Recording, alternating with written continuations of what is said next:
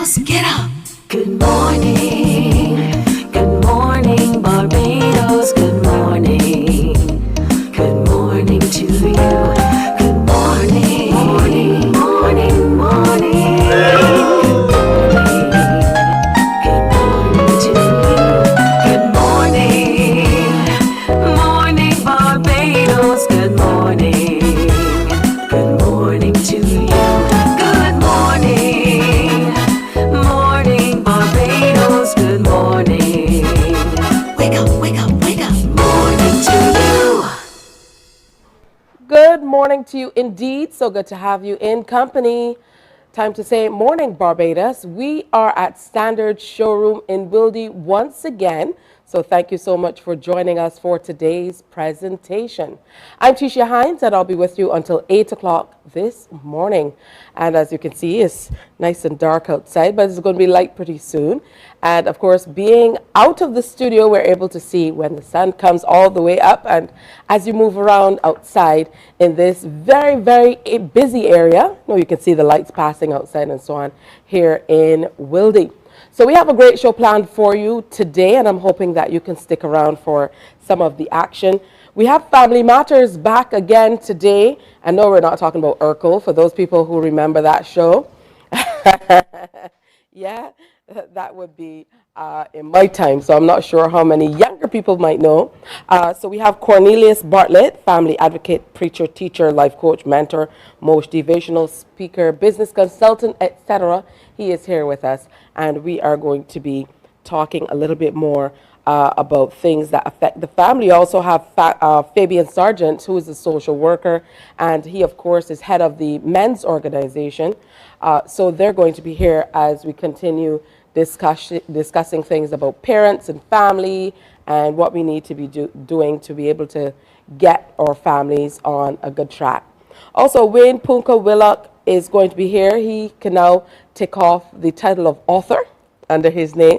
So he has a book out and he'll be in to share it with us. As a matter of fact, he sent me a WhatsApp message.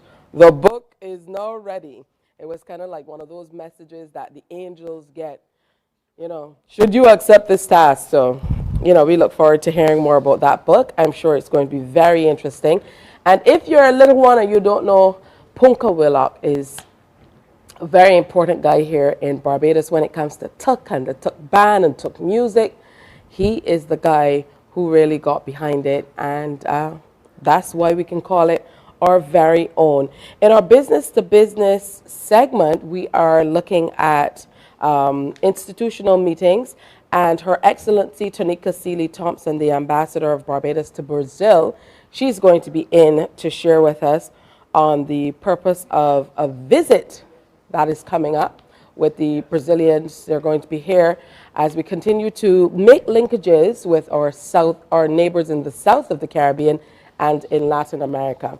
So we're going to discuss that coming up here on Morning Barbados. Plus, we're going to tell you about some of the wonderful things here happening at Standard. I know that you'd love to hear about that. But over the last week, we've heard much discussion about employment, and there will be changes to a very important bill and things of that nature. So it's wonderful this morning for us to start our discussion with the members of CITUSAB, because they're seeking to speak with their membership about a number of things to do with employees and employment and everything else to do with it. So I welcome to start the show today Tara Durant, who's the Public Relations Officer at CITUSAB, the Congress of Trade Unions and Staff Associations of Barbados, and Ryan Phillips, who is also a member of the PR committee. Good morning to you both. Good to have you with us. Good morning. Good morning. All right, and I can see that you're both morning people, especially Ryan. Look at that big broad smile. Yeah, it took us a little work, Tara, but we got it. But you got it done. We're morning people for today. This hour. All right, that's excellent. I want to start at the very beginning because I know we have a lot of young viewers, and you don't always have to start at the beginning, but I think sometimes it's good to bring people along, and knowing that there are a lot of little people who tune in even before they go off to school. Tell us who CITUSAB is and what you do. Well, CITUSAB is the National Trade Union Center of Barbados. We're the Congress of Trade Unions and Staff Associations of Barbados. We currently have 9 member organizations that include the NUPW, the Barbados Union of Teachers, we have the Barbados Association of Medical Practitioners, Barbados Nurses Associations, the Assistant Nurses, that's NAAAB, the Barbados Prison Officers Association, Barbados Fire Service Association, Barbados Police Service Association, Sugar Industries Service Association. So we are the umbrella body for all of these trade unions and staff associations. So, you know, we're a collective voice and we bring everybody together. And we are here really to talk about our upcoming panel discussion because CBC has a remit for education and public outreach. So we want to make sure to educate the public on key issues in industrial relations, key issues that affect trade unions. But this particular event I'm also coming to talk about today, we are not only inviting members of the trade unions, we're also inviting the general public. We want to reach out to the general public so they understand key issues in industrial relations and also understand more about the trade union movement. I don't know if my colleague, Mr. Phillips, has any more to say on that matter. Yes, you know, what is important is that we recognize, you know, this whole idea of voluntarism, and which is going to be one of the areas we're going to be looking at during this panel discussion. And the trade union movement, and one can appreciate that, you know, it is built solely upon voluntarism. Okay, a lot of the leadership and members of the trade union movement are volunteers. We are not paid for this. We do this out of our heart, out of our soul. And, you know, that should tell persons listening, you know, the depth in which we, you know, and the passion that we would have for such a movement within Barbados. And Tara would have mentioned, we're going to be having a cross-section of views on this panel discussion on the 26th. On the 28th. On the 28th, sorry. You know, and that is important, especially now in a time where we recognize there, you know, that we have a lot of activity when it comes to labor across Barbados and so on. You know, notwithstanding or forgetting the real purpose of, you know, why the Congress of Trade Unions and Staff Associations of Barbados was birthed. You know, back then in the early 90s, under the because of a decision taken, and this would have been in terms of a IMF agreement. You know, the two leading trade unions at the time, the NUPW and the Barbados Workers Union, came together, you know, in association with other staff associations and unions within Barbados. And we operated as the coalition of trade unions and staff associations of Barbados then, and the name changed in 2 years after, in 1993, to the Congress of Trade Unions and Staff Associations of Barbados. And ever since then, we have been at the forefront of this quest to assist and to fight, you know, for workers' rights and equality within Barbados. That's excellent. But how does your position differ as an umbrella body of sorts as compared to the unions themselves in terms of approaching the way that you maybe educate your membership and their membership, or through them, you educate their membership about things that are happening, their rights generally, and maybe how they can speak up for what they believe in? Well, as you said, we are the umbrella body. So first we would consult with our member organizations. And also too, we would represent our member organizations. For instance, we had a press conference very recently, February 6th, and we had a representation from the Barbados Nursing Association, as well as the Sugar Industries Association, Staff Association, because right now in nursing, we have some key issues going on. Of course, you know, with the transiting for the BAMC, there's a lot going on in the sugar industry. So we felt the need to come out and speak about those issues. And so therefore, we have to consistently represent our member organizations. And we are having these education sessions, these sensitization sessions would have started with the member organizations. And now we are reaching out to the public. All right. So the theme is voluntarism and collective bargaining for this panel discussion that you're going to be having. Yes. Tell me what you think at this time is important to deal with these two topics. And a lot of the times, I will admit, people wouldn't necessarily kind of pair them together. Collective bargaining and volunteerism. So tell me why that match. I would have alluded earlier to the fact that volunteerism is the heart of, the trade union movement. Yeah, okay, most of who you see coming forward are persons who have an interest and a love for what is happening socially, and maybe look at the policy side, policy development side of Barbados and what's happening in Barbados. Now, the atmosphere, as you and Tara would have mentioned, has, there have been a lot of activity going on, and some people would even question the fact if the trade union movement is relevant in a day like today. And this is the, when we look at the two items on that would have been put forward for that discussion, you can understand why. Because Barbadians and labor and workers within Barbados need to understand, what the trade union movement is about. We are still relevant, and the fact that we want them to come forward also, because it's a hard thing. And the whole notion of collective bargaining, we understand the cries of Barbadians, and you mentioned educating Barbadians and our membership and so on. And therefore, we have to look at, and which is part of our responsibility too as a National Trade Union Center, to be a part in putting in the policy making decisions in Barbados, whether it be economical situations, whether it be the social aspect of Barbados, through dialogue, through the involvement of or working together in the association with other stakeholders and social partners.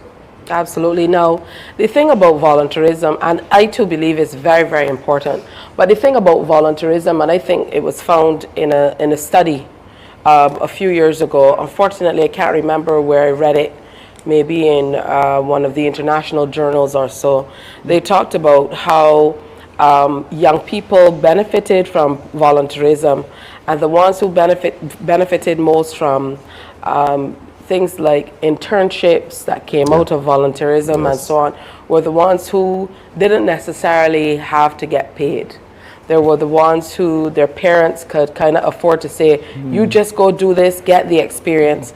And those were the most kind of lucrative pathways to big jobs of the future.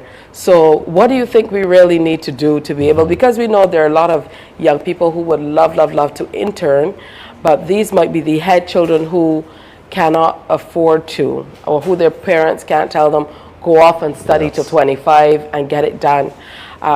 We know these things. These are the challenges of the working class parents whom you represent. So how do we kind of work around this? I mean, unfortunately, that is a reality, but the trade union movement, as my colleague Ryan would have spoke about, is based on volunteerism. It's very much the heart of the trade union movement. And that is why you should come out to the panel discussion tonight, because you can ask the experts. Is it tonight? Sorry, I mean the 28th of February.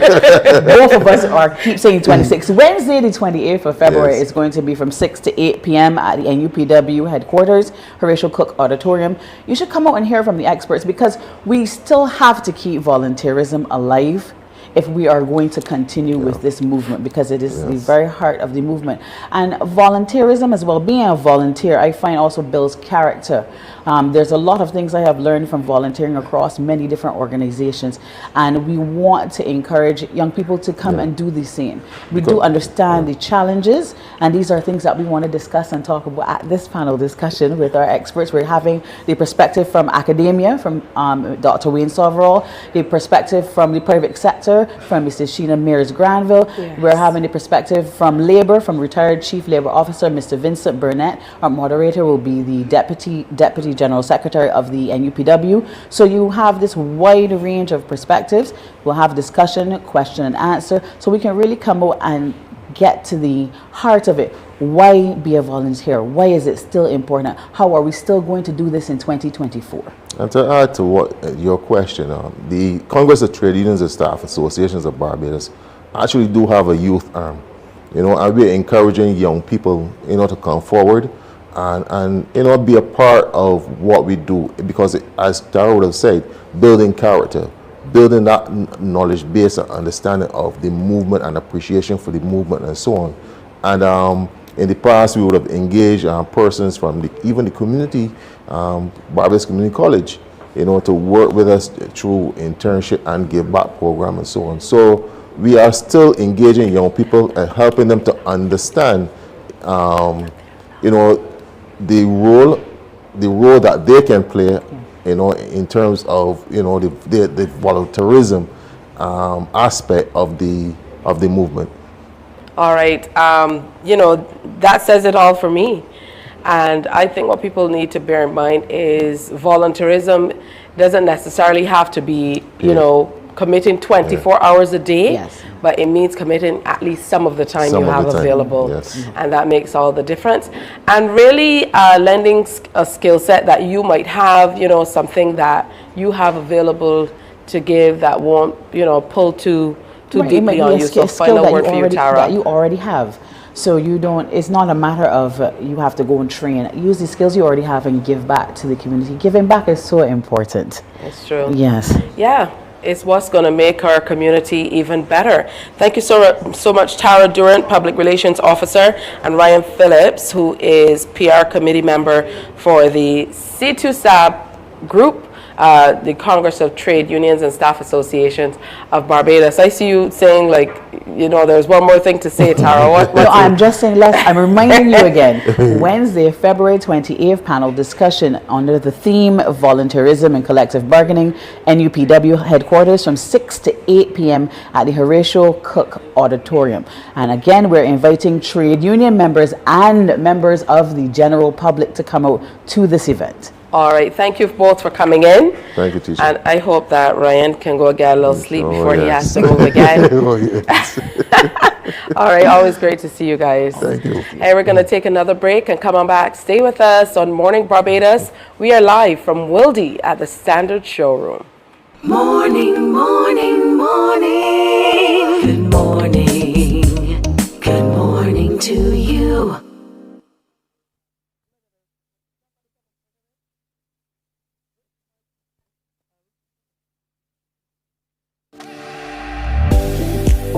Hey guys, my name is John Yard and I'm the father to an amazing 3-year-old little boy. He'd say it like this: my name is Malachi John Yard. And Malachi, he's a super adventurous little boy. He loves to explore, he loves to have a great time, and it's my responsibility to facilitate such.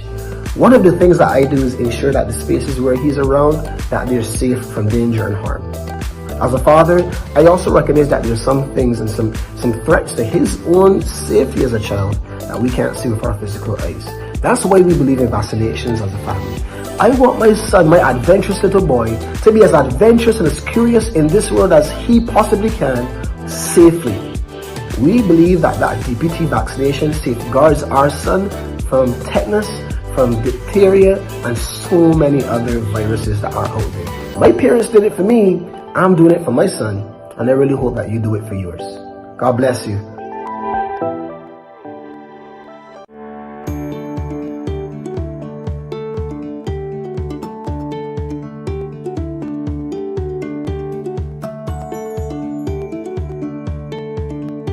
I am Anne St. John, a consultant pediatrician. Selecting water instead of commercial juice drinks or sweet drinks or sodas is recommended with meals and with snacks. Parents are advised to choose alternatives. Avoid drinks where the first 2 ingredients on the back label are water and a type of sugar. The high frequent consumption of sugar contributes to developing overweight and obesity in your child.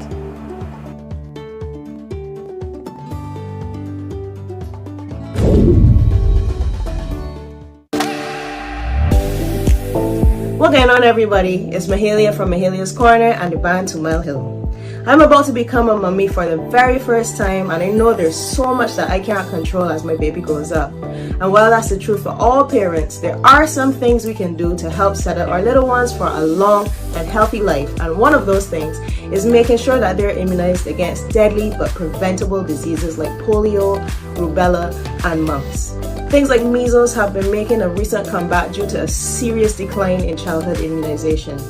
Now, my mommy made sure we kept up with my immunization schedule when I was little, and now here I am, healthy, and about to do the same for my own bundle of joy.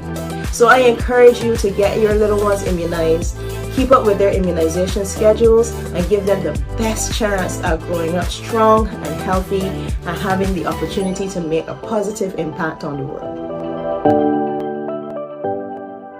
Morning, morning, morning. Good morning. Good morning to you.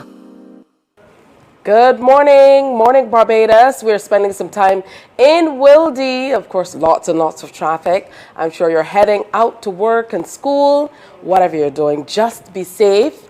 We had an occasion to head out to the Garrison Savannah yesterday to watch as the young people were prepping for the parade, and it's going to be very interesting. Police service was there, and a band made up of a number of youth organizations and the BDF and so on. So we look forward to the Gold Cup, which is coming up next Saturday. But right now we want to tell you about a health fair that is coming up. And joining us on set after kind of checking in online for a long time, it's great to have Dr. Mariella Stabler in studio. And she's a member of the Baha'i Faith here in Barbados. So good morning and welcome. Thank you. All right, so tell us a bit about the Baha'i Faith. Sure. So the Baha'i Faith is a relatively new religion, you know, in the as comparing to other religions. It's just about 200 years old. It is a world religion, you know, similar to other religions you may think of. You know, we believe in one God. And a few other things, but you know, we are generally about the unification of mankind and coming about through service and fellowship. All right, so tell me a little bit about this health fair that you have coming up. Yeah, absolutely. So I kind of just came up with the name Ayamiha Health Fair. Ayamiha itself is a celebration. Actually, the first day is today. Ayamiha simply means the days of joy. And it is a time in the Baha'i calendar where we devote to fellowship, feasting, and acts of service. So that leads on to where, you know, the health fair comes in. I am an audiologist, and so this is where, you know, I've been on Zoom a few times with the hearing screening project. And so I decided that I wanted to offer a couple hours doing hearing screenings to the community, not just the Baha'i community, to the wider community, you know, completely for free. And so from that, I decided maybe other, you know, people may want to kind of tag along for that service. So I decided to call it the Ayamiha Health Fair. All right, excellent. Wonderful to hear that is kind of underpinned by service. Yes. So we talked about that in the last segment too. How important is that to your faith? Oh, that's a central principle.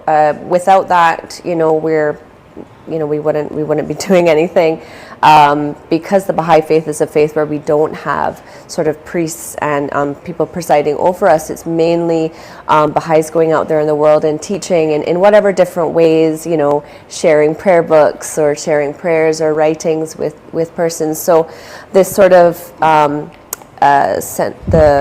the service, you know, for those of us who are professionals, this is what I can do. I can go out and offer, you know, my service free of cost to the community, and that's what I'm doing today.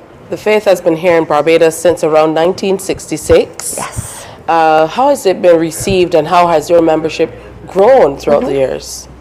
It's definitely been growing steadily. It's still, you know, still a slow process. We're still, you know, always looking to get new members. The last few years have, it's been a little tough, you know, during the COVID time, but now we're really getting back out there in the community. People generally really receive the Baha'i faith really well. They tend to really resonate with the principles, and they really tend to resonate with the Word of God that comes from the Baha'i principles and the Baha'i writings. So yeah, hoping the next few years we can grow even more. All right, excellent. You said this is open to just about every and anyone. Yep. So tell us how we can participate, Absolutely. when it comes off, where it will come off, and maybe who are some of the key people you think that should make sure they come out and take advantage of what's on offer. Absolutely. So this year we're starting small because it's the first one. We're going to be there at the Baha'i Center, which is on 2nd Avenue, Belleville, from 3 to 5 p.m. And it'll be very obvious. It's a blue and white building as you go down 2nd Avenue. Persons who should come, anybody who really thinks, maybe I haven't had my hearing checked ever, or need to get it checked. We're going to be doing blood sugar and blood pressure testing as well. So nobody in particular, anybody and everyone is welcome. Excellent. As an audiologist, though, and in our previous interviews, as you would have mentioned, of course, you work with a very specific organization. Yes. To get especially little ones out with the program in schools. Yes. Sure. So talk to me quickly about those parents who should pay most attention. Maybe a few signs for them. So if you have a child at home who you have to multiple times call them, especially if you're not right in front of them, if they're not responding to you. Maybe the TV is loud. Maybe they seem antisocial when people are over. Sorry, I'm being directed to the camera. Basically the TV being loud. If they're not paying attention to their surroundings, the ice cream truck is coming around and they're not even paying attention. If the teachers at school are saying to them, hey, something may be wrong. Those may be, little things to pay attention to. All right. I want to thank you, Dr. Stabler, for coming in and sharing with us. Thank you so much for having me. So it's a health fair coming up, being put on by the Baha'i Faith, February 20, when is it? Today? It's today, because I see February 26th. So it starts today. It's today, 3 to 5 o'clock. p.m. And it's in Belleville. Blue Belleville, and white 2nd building. Avenue. 2nd Avenue. 2nd Avenue, blue and white building. It's the only blue and white building on 2nd Avenue. All right, so make a trip down there. Yes. And check it out, okay? We're going to take another break and come back. Stay with us here on Morning Barbados. Morning, morning, morning. Good morning. Good morning to you.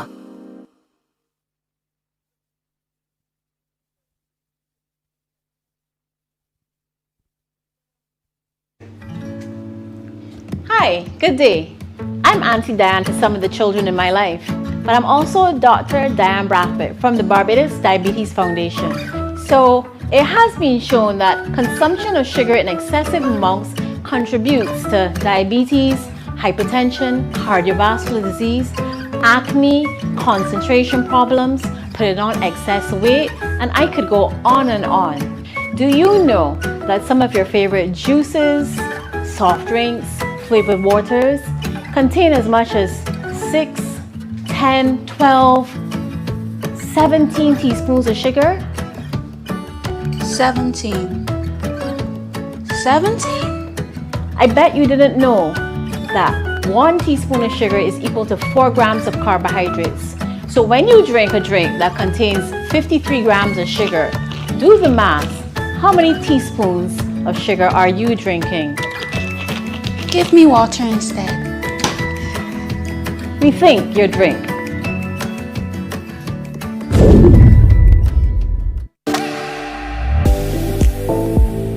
Hi folks, it's Natalie Burke. Y'all remember when we used to have to line up at primary school with our uniform sleeves rolled up so the nurses could give us the injection? Or that bad tasting drop of red liquid that they used to give us with a sugar cube to kill the taste? Want to know just what I'm talking about? Those are our childhood memories. But while memories were being made, we were actually getting protection. Protection from illnesses and diseases like measles, mumps, rubella, and polio that could make us very sick or potentially kill us. Nowadays, there has been a noticeable decrease in the numbers of children being immunized. Why deny them a chance to be well or even to live? Come on, parents and guardians, step up for your children. Get them immunized and keep up with the immunization schedule. Stop lying and get your children protected starting today.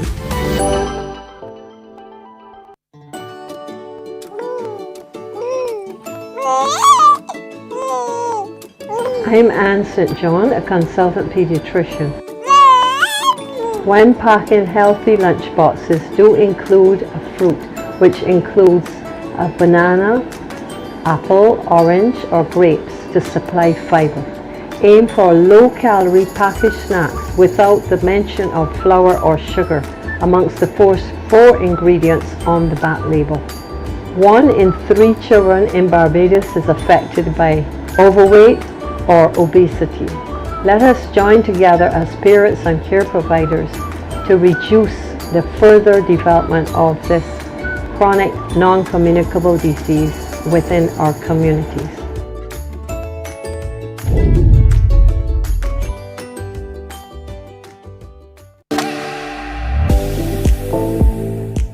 Every year, millions of children die from causes that are preventable and treatable.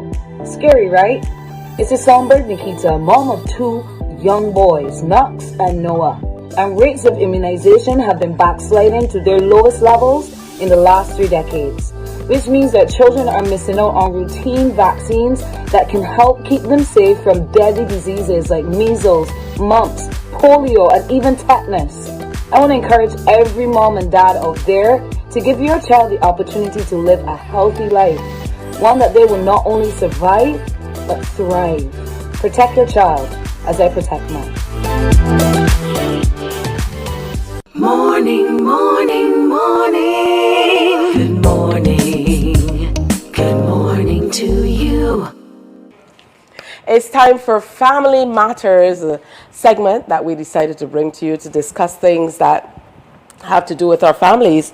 And joining us again this morning is Cornelius Bartlett.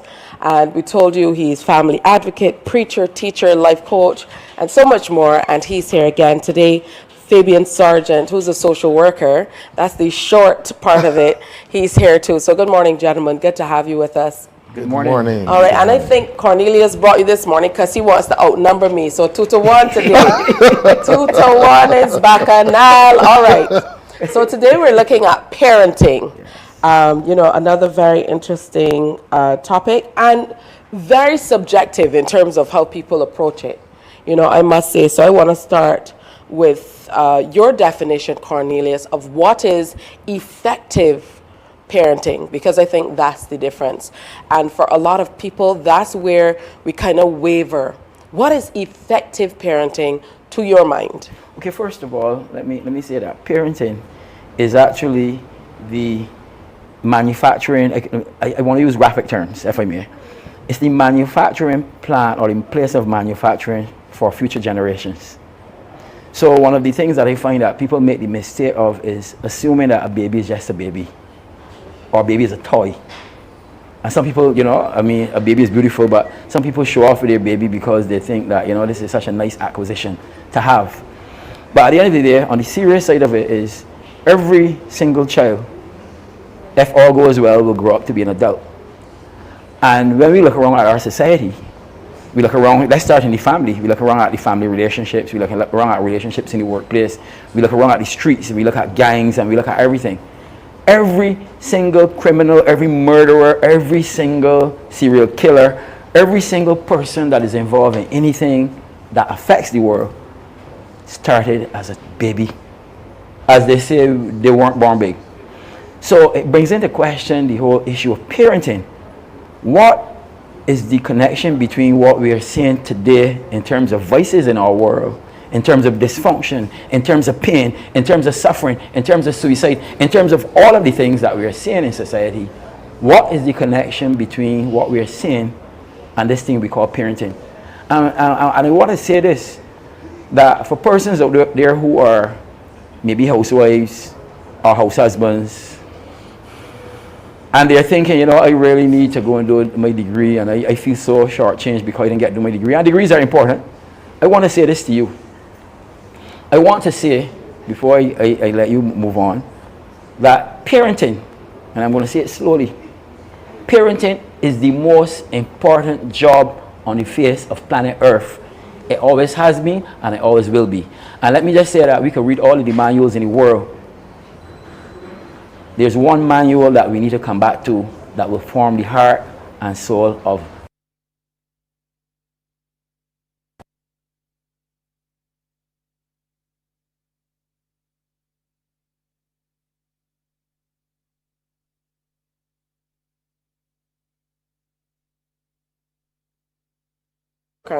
intersects with your position as a father and a present father.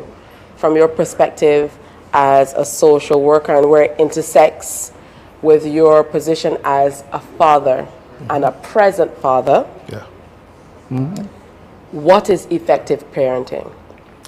Effective parenting, to my mind, is a specific skill set that allows an individual or a parent to respond to the needs of that child, of their child. And when we speak of needs, we speak of all the needs: financial needs, emotional needs, psychological needs. That parent is responsible for providing the environment for that child to grow and develop in a very productive way, and in a way that they can also, I guess, be able to replicate those behaviors that we can continue, I guess, to have positive individuals within our society. All right. Very interesting how your perspectives both summarize what you should do, but they're still so different in terms of how the two of you approach them. And I can agree with you, Cornelius. It is indeed the most important thing that we ever have to do. Right. However, for some parents, people, their backs are against the wall, so they don't feel like they have the luxury. And I'm going back to feelings. They don't feel, or they don't have what we would call the luxury of saying, I can't go back to school, I can't study, because one thing doesn't happen and then the other. A lot of the times life is happening, and to be able to feed your children, adequately take care of them, particularly if we're talking about single parents, then you need to be able to kind of multitask. And I know the experts will tell you we really can't. So, how do you strike that balance? Because I know for parents, and I speak personally, for a lot of us, it's an internal struggle, particularly if you feel like you're being absent too much, because you might be at a place where we, most certainly as women, are able to have children is where you're building a career, is where you're kind of setting the tone for what your life will be. So how do you strike that balance? First of all, I would want to say, and I mean, I don't want anyone to think that I am going to come here and share pie in the sky. I want to connect with the reality of what is happening on the ground. Now, this is not a perfect world. And I want to encourage persons out there who, for example, like I'm a grandfather, for example. Bet you didn't know that. You told me this morning, so I knew. Only since this morning, though. Right. I have two grandsons. My first grandson just entered secondary school, and my next grandson is 6 years old. Love those boys to death, as it were, right? My daughter has now become a single parent. And one of the things that because I'm very concerned about my grandchildren, just as concerned. In other words, the same energy that I have for my children, I have 3 children, I have for my 2 grandsons. And I look at the future and where it is going. There's some people who say to me, I don't want to get any children, look at how the world is going. I consider that, and I'm going to use a very in-your-face term, I consider that folly. If you, Tisha, believe that you have something to offer through the rearing of children, why not get 2 or 3 or 7 children and raise them the right way and put them into the world to make a difference? Now, back to the question, how can we help? How can we manage this situation where it's not perfect? What I was able to do, for example, coming on to the end of last year, I started with family. And I started to say, but my 2 grandsons, what can I do to help? And I said, I run a business, I'm involved in it quite a bit. And my one of my children is still now getting ready to leave secondary school. I said, I'm going to take my grandsons for 1 weekend every month. So everyone's going to come up and sleep over for 1 weekend every month. And from the end of last year to now, that has been happening, and it has been a beautiful experience. It's also therapeutic for me. But what it does is it gives me a chance to help my daughter in the process of parenting. It also helps me to impact the future by impacting these 2 boys to make sure that they don't become gangsters, to make sure that they don't end up developing some dysfunctions that can result. Now, we know we are limited in terms of time, and we can't necessarily get into all the details of what could happen when parenting go wrong. But I just want to leave this to say that if you are a grandparent, if you are a family member, if you're a godparent, you also have a part to play. We all have to see us in this together. Just remember, the child of today is the citizen of tomorrow. And the reason why you see, when you see a generation goes wrong, Tisha, when you see a generation goes wrong, look at the generation before and look and see how parenting went wrong. You see, there's a connection, and a lot of times we somehow commentate on what we're seeing now and behave as though it's not connected to what was happening in the past in terms of parenting and family. All right, so again, a number of themes coming through. You touched on the role of the extended family. We certainly have seen a change in the involvement. A lot of people will argue that people are having children younger. I don't agree. But we certainly are seeing a disappearance of the extended family. A lot of people have now moved into their own homes, so they don't have grandparents who might be as close to be able to help them as they should. But to you, Fabian, and maybe I'm sending you to do a little bit of research if you don't have the answer now. You know, this is an invitation to come back. What part of deviance is nature and what part is nurture? Because I would imagine that is a conversation, it's a question that people have had for the ages. There are some people who will tell you, I've done all I can with my children. I've tried to take them out of certain environments. I've tried to help them do a whole lot better. And still, you know, you have a criminal elements seeping in, or they're in trouble with the law, or, you know, there are negative things happening. So what part of it is nature, what part of it is nurture?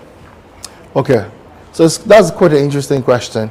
Now, deviance, it boils down to what the individual perceive as deviance, what the parent perceive as deviance. Oftentimes, what we call deviance, or what a parent may call deviance, may be a cry for help. Maybe an area that is missing, there's a void in that child's life, and maybe that is that child's way of reaching out, of communicating and saying, I need help. And I've seen it. I mean, I work with boys particularly, but young people across the board. And I've seen in many instances where parents complain for deviance, or saying that this child is this way, he's not doing this or she's not doing that. But when you really get to the root of what is going on, sometimes that child does something in that household that child is acting out against. Sometimes something's may be happening with that child. That child may not be able to function the way that the parent is expecting that child to function, whether it be some form of disability, some type of learning deficit, some type of expectation. Because one of the things that I've found while working across Barbados is that parents have not been able to prepare their children for this new world. Parents continue to want to parent young adults as children. And I was talking to Cornelius, and I was talking about developmental parenting. That is where we fall down. We do not understand that parenting a 5-year-old, there are specific skills for parenting a 5-year-old, and parenting a 10-year-old, those same skills, it will not work, or a 15-year-old, or a 25-year-old. And the parent needs to understand where the change happens, and that is where it becomes difficult, because you get so comfortable in the same practice. We are creatures of habit, and once we start a particular behavior, it is very difficult to change. While that child is changing and developing, the parent needs to change and develop. And if that parent does not change to, I guess, address the needs of that child, then in many instances, these children would rebel or engage in practices that may be seen as deviant or against what is expected or the norm. So it may not necessarily be deviance, it's that it may be other things happening that we are not paying attention to. All right, lots to think about. Cornelius, final word for you, quickly. You know, advice for parents as we close out today's session. You know, your final word for parents as to how they should approach parenting in this new age, as Fabian has put it. Okay, my parting words would be to parents to, when you have a child or children, try not to see the child only for now. Try to picture that child in the future, and look at the inputs that you are making or not making, and how it will affect the future. I would also want to add this, That I would really like to see a day come when we can stop practicing laziness in terms of our irresponsible parenting, where we allow access we have to bring, because some relationships break up, whether it's a marriage or a common law arrangement, and you have some parents that use children to fight the other parent. That's not laziness, but that's the topic for another show. That's the responsible parenting. Yeah. But laziness is when you allow a tablet or TV or cell phone to raise your child. Those things are communicating value that is going to affect them. When you look at some of the crimes we have in Barbados, for example, straight off the screen, guys that never left Barbados on an aircraft or a boat, and they're committing crimes like what you're seeing on TV. The point I'm making is raise your child in terms of love. Love is important. Balance, and put in the effort. Give up the extra couple thousand that you can make a month and focus on spending time with that child. Again, today, we are going to leave this conversation up in the air, but it is what it's meant to be, a conversation starter. Yeah. For some people, it's not even about the money. It's a necessity. That's my opinion, and the final word is mine. All right, so that's Family Matters. What it's meant to do is for us to think about it and have a conversation about it, because that's the only way we move forward.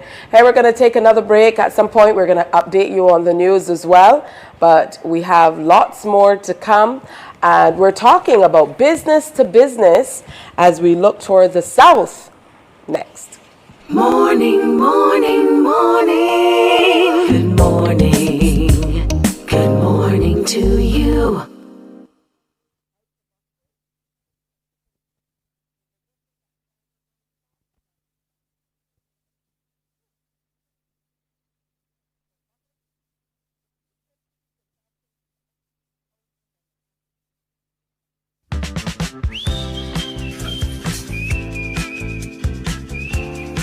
Hello, good day. My name is Dr. Diane Brackett.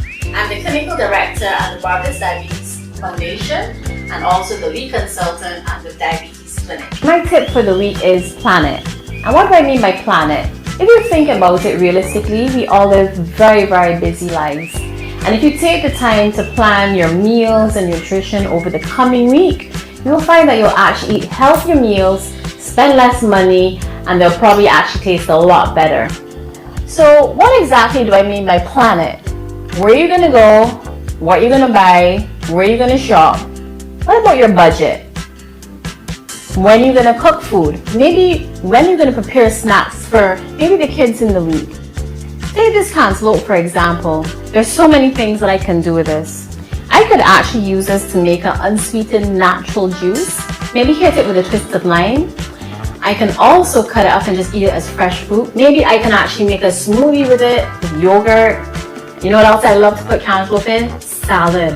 Or how about using it as a chutney, a pickle, add it to meats. There's just so much stuff that you can do with just the simple things that you can buy. So remember, the health of our children matters. What you put in is what you get out. So plan your best life today.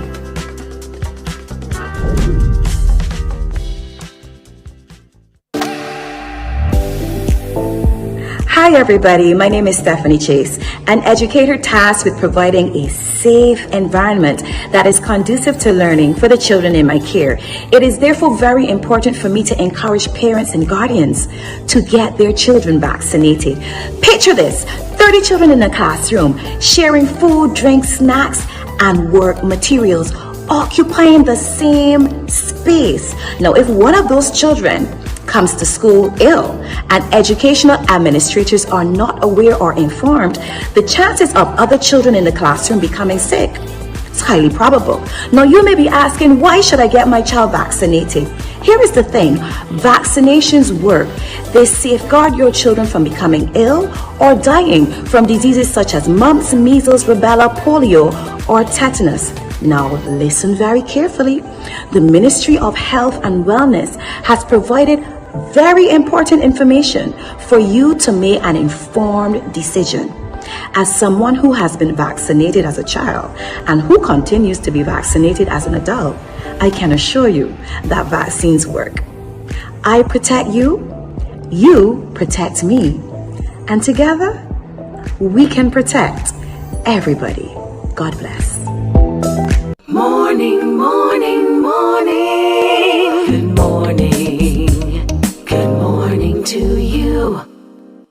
All right, so our next guest in 2017, he was awarded the Barbados Jubilee Award, an honor for his contribution to the development of Barbados in the area of cultural arts.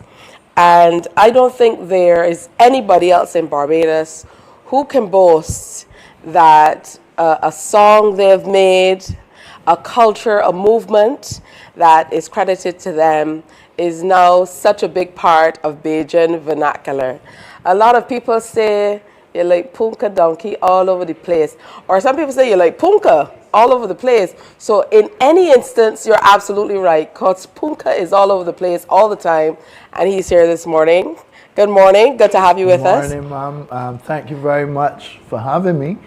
And an interesting introduction. Because really it's all over the place like punka. And somehow the donkey got added on because it was left at the stadium that night.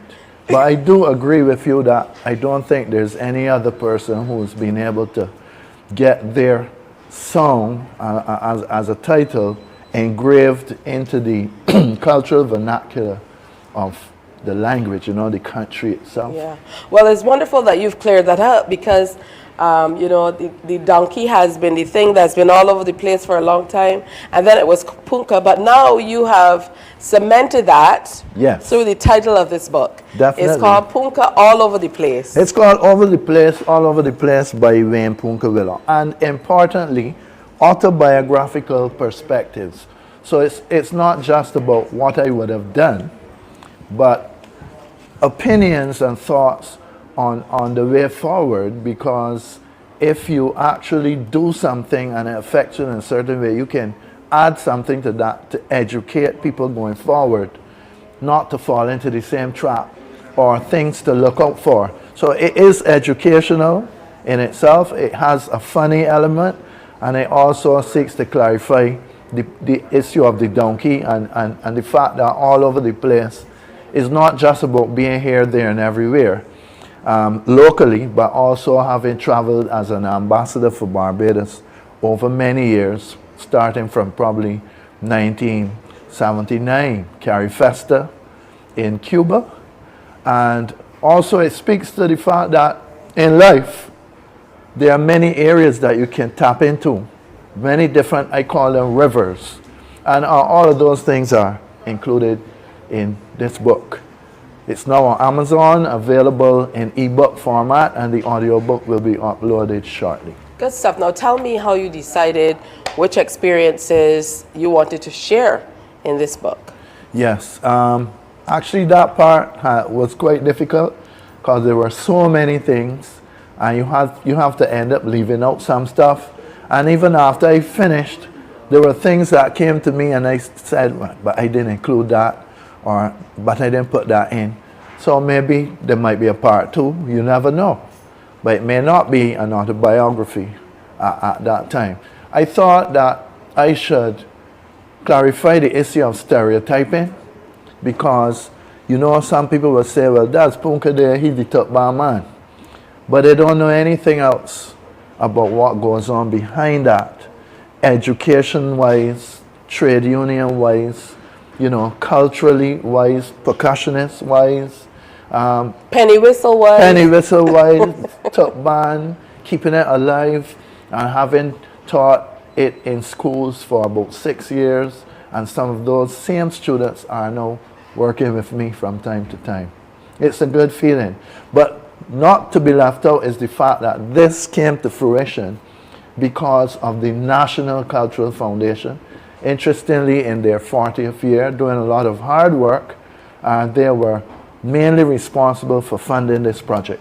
That's beautiful. So congrats to kudos and thanks to the National Cultural Foundation. To the team over there. I know they're always working hard, on new things.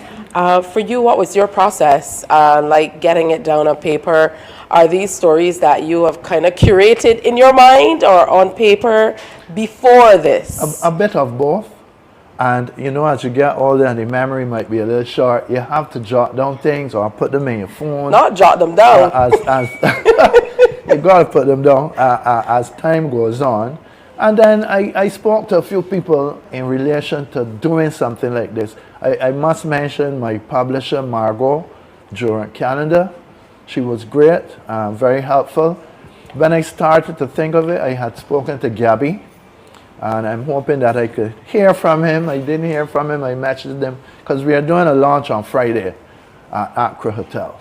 And so I wanted to make sure that the people who were instrumental in helping me get it put together based on your question could be present to see the actual final product and launch it, you know, so that Barbados and people, all parts of the world, all over the place, I should say, would know that it's available. Interesting reading.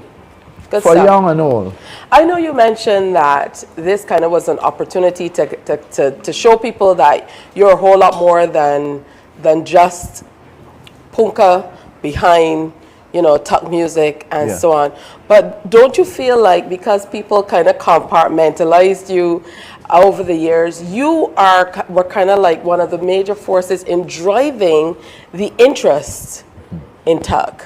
Yes. So it kind of works both ways. Yes. Yes.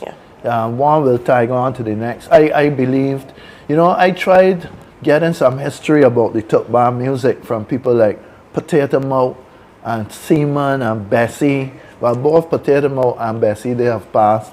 But I did try to get information, and I discovered that these fellas don't want to share anything. It was terrible. I couldn't get the information, so I had to do my own research. Along with Motley, Trevor Marshall, Peggy McGarry, etc.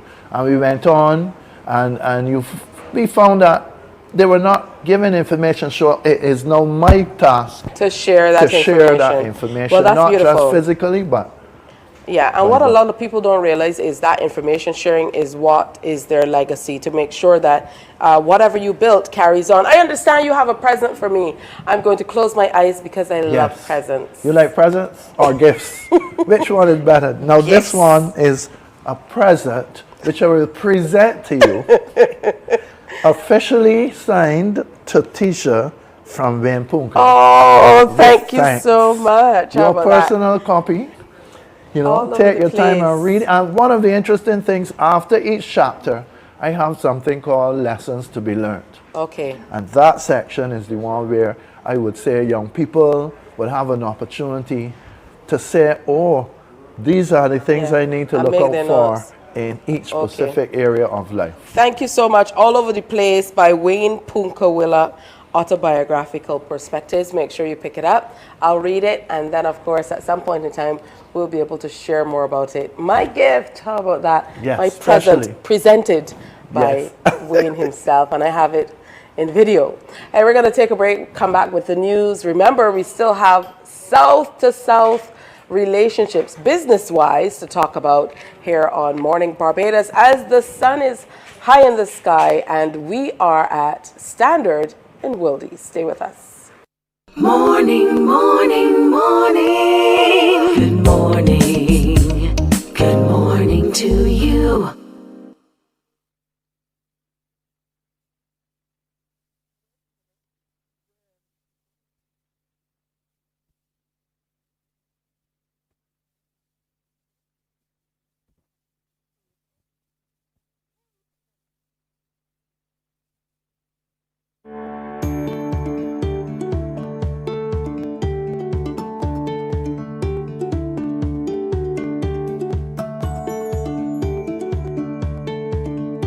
I am Anne St. John, the consultant pediatrician. Selecting water instead of commercial juice drinks or sweet drinks or sodas is recommended with meals and with snacks. Parents are advised to choose alternatives. Avoid drinks where the first two ingredients on the back label are water and a type of sugar. The high frequent consumption of sugar contributes to developing overweight and obesity in your child.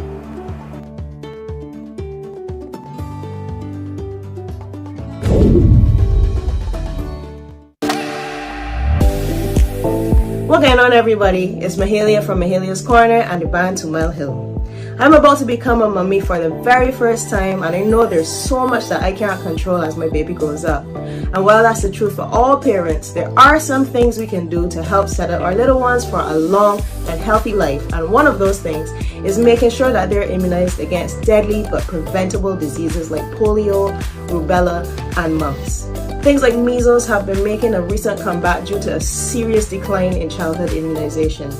Now, my mommy made sure we kept up with my immunization schedule when I was little, and now here I am, healthy, and about to do the same for my own bundle of joy. So I encourage you to get your little ones immunized, keep up with their immunization schedules, and give them the best chance at growing up strong and healthy and having the opportunity to make a positive impact on the world. Morning, morning, morning. Good morning. Good morning to you. Good morning to you. Time for an update of the news. Now, government is actively moving to protect the elderly in this country, and they're a step closer to bringing legislation on the matter.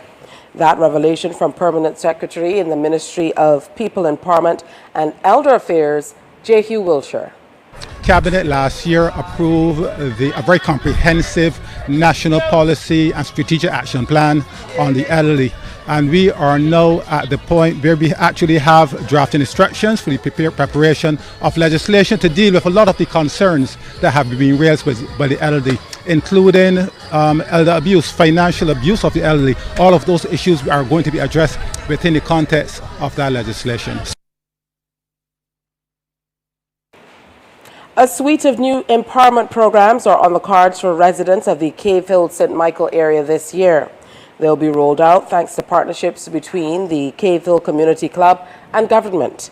President Troy Williams noted they will complement the sporting programs that are already in place. He provided an update on what's in the pipeline during an interview with CBC News. Majority of programs are basically ongoing. We have the boxing, we have the football, we have the cricket ongoing. The primary school, the kids are going to do the 11+. They're being supported with books, lessons, and different stuff. As it relates to the National Peace Program, we're going to start an initiative where we would have already identified guys with the entrepreneurial spirit. They got guys selling drinks. They got guys doing car wash. They got guys there's a guy that does shirt printing business. All these persons have been helped already, and we want to give additional support. They have been helped financially, they've been helped with business mentorship, business development, and we want to continue. We want to continue by having the financial resources and the technical resources for them to grow and just keep them active and busy. Senator Reverend Charles Morris is encouraging families to ensure their children are aware of Black history. He made the call during a service to celebrate Black History Month, noting that some parents shy away from telling children about the struggles of the past. He believes that knowledge is important for youngsters. Blacks must pass on their story. We must tell the story of the men and women on the slave plantations who struggled for freedom from the horrors of plantation slavery. We must tell the story of the early political leaders who fought and labored to establish free societies. We must hand down the story to our children so that they can pass it on to their children and their children's children. The parents must be the one to tell the story. Reverend Morris also stated that to change the world and create true freedom, capitalism will need to be addressed. If we are to create a free society, and if this world must live in peace, then we must make some adjustments to capitalism. Because inherent in capitalism is disparities, discrimination. That's inherent.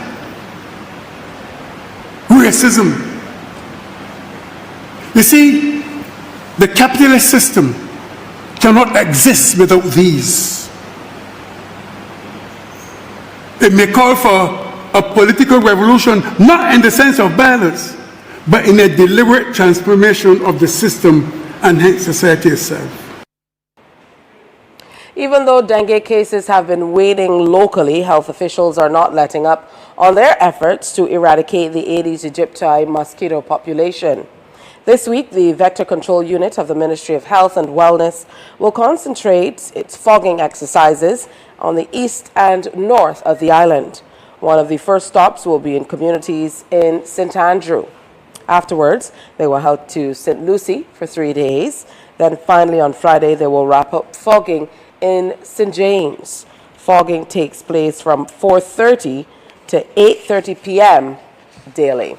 Of course, you're encouraged to open your doors and windows and allow the fog to circulate. Lead singer of Morgan Heritage, Peter Anthony Morgan, is dead. The family announced the singer's death online, stating the vocalist, affectionately called Peter, passed away yesterday. The post did not reveal the cause of death of the 46-year-old. Peter led the Grammy Award-winning group, which consisted of 5 children of reggae artist Denroy Morgan. The other members are Una, Roy, Gramps, and Mr. Mojo. Staying in Jamaica, funeral directors want their outstanding monies for the past 6 years from government. More details from TVJ. Please pay us. The sentiment of funeral directors and morgue operators who have been contracted by the government. They have grown frustrated with the lack of attention from the government to their plight. They have not been paid monies owed to them. President of the Jamaica Association of Certified Embalmers and Funeral Directors, Calvin Lynn, says all the government has been doing is giving them a runaround. But he says he, along with those he represents, are at their wits' end. Tell us something. Is it that you're sending the fools a little further? No, man. No. Our patience is wearing extra thin. Mr. Lynn says based on how the government has been operating in relation to the payment, it seems there is no intention to pay the sum, which is several millions. He says at a meeting with representatives from the National Security Ministry, he had given a timeline of December 31, 2023 for a portion of the money owed to be paid, but that didn't happen. Subsequent to that missed timeline, he said a letter was sent to the Permanent Secretary in the National Security Ministry. Hence, this question. Can we be told if payment will be made before the end of the financial year? New parliamentary year start last week Thursday. Nothing. Is it that they're saying that the ministry don't have the money for so long? More than 5 budgets passed already. This is disgusting, man. At least 16 bodies have been recovered so far from a collapsed gold mine in Venezuela. A wall of earth collapsed in the illegally operated mine last week, trapping scores of miners. The search for missing gold miners in the Venezuelan state of Bolívar remains underway, as the bodies of those killed during the collapse of the Bulla Loca mine return to their families. Survivors say dozens of other workers remain buried under as much as 30 meters of mud and dirt. All those who were next to me died, but thanks to the glory of God, I am here. The Bulla Loca mine is one of several illegal open-pit mining enterprises in the state of Bolívar. Many residents say mining is one of the few opportunities available for lucrative work. Before the deadly incident on Tuesday, the Bulla Loca mine employed some 200 people, according to authorities. I convey my condolences to the families and relatives of these people who unfortunately died in this accident when this illegal mine collapsed. Southern Venezuela is rich in gold and mineral deposits. But accidents are common. At least 12 people were killed last year in a similar accident.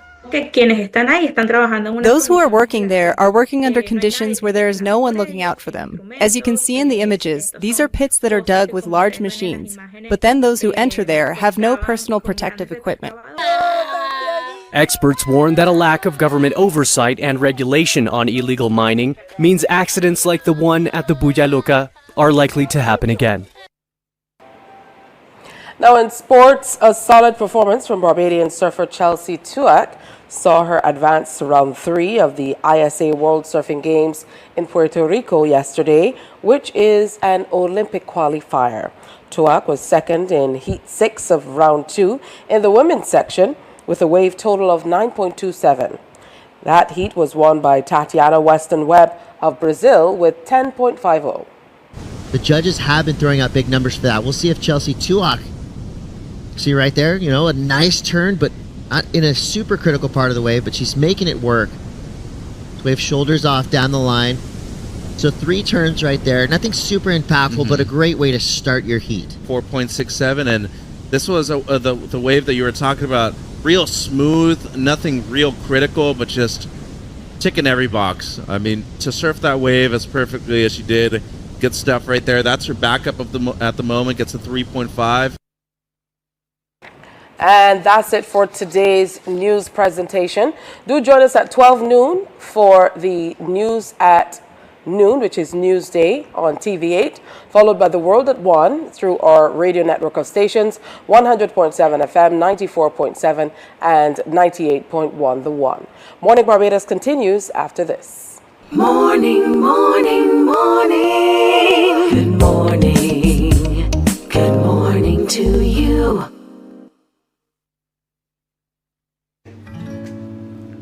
Hi, good day.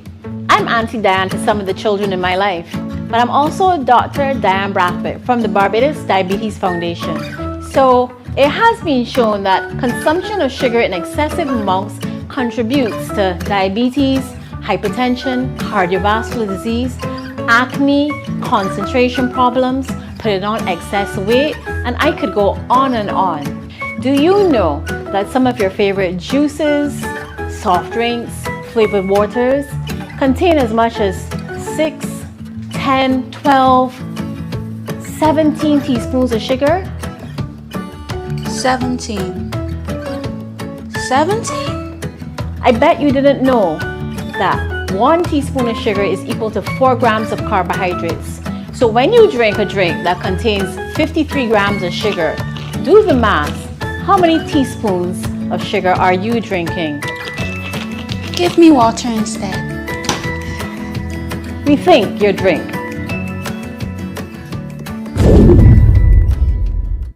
Morning, morning, morning. Good morning. Good morning to you. All right, so welcome back to Morning Barbados. Great to have you with us. The sun is out in all of its glory, and we absolutely love it. You know, get a chance to come out of the studio and take in all that's happening.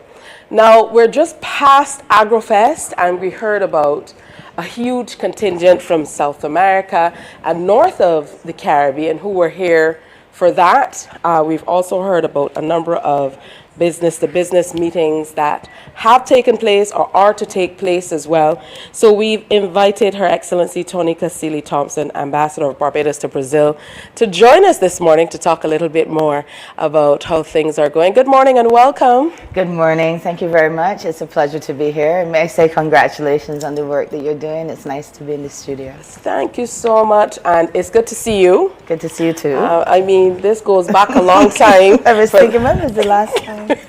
Yeah, because for people who don't know, this is Tony Thompson's daughter, people, you know? So, I mean, through the years, obviously, we get to know each other's families, whether in passing or through conversations, and then we feel like we know them so well because we as parents share so much, I suppose, about our children with our colleagues that, you know, we kind of just go along. And then Punka was here, who is like my uncle, so, you know, it's nice to be in family and be in Barbados. Oh, that's truly beautiful. So talk to me a little bit about your mission in Brazil. Yeah, thank you very much. What I thought was nice, and what is nice, is the way that Morning Barbados engages with the current affairs and make sure that it brings the most relevant information. So for me, this mission that came to Barbados, it was important to, you know, share with the public some of the amazing things that happen, because, you know, some of us who get to do and facilitate this work are there receiving compliments and receiving the appreciation. And I just really wanted to give some of that back to the Barbadian public, because these business people who were here from Brazil, from the state of Roraima in Brazil, which I'd like to share more about, really had a wonderful time. They really were impressed by Barbados. I, as an ambassador, couldn't have hoped for, a better set of reactions to what they were here to do. And I take the opportunity to thank all of the people, in particular the special Prime Minister's Special Envoy, Althea Wiggins, for her excellent coordination of bringing those people to Barbados. We had 22 people here from the state of Roraima. You know that Roraima is less than 2 hours away from Barbados by flight. Listen, I've been taught that, I've heard about how close they are, and it's just so far-fetched, that we have not been able to since then. But we would also say in Bajan parlance, we would also say, nothing happens before it's time. But I mean, to be so close yet, so far in terms of connections. You make an important point. I think that we are at a very, strong point in the development of the relationship. I am a person who thinks that there is a sense of timing, and through the Prime Minister's vision and the way that she's deployed those of us who work in the field, this is certainly a wonderful time to have people not only bringing what they have to offer to Barbados, but being able to walk through a supermarket and being able to meet with their counterparts, distributors, retailers.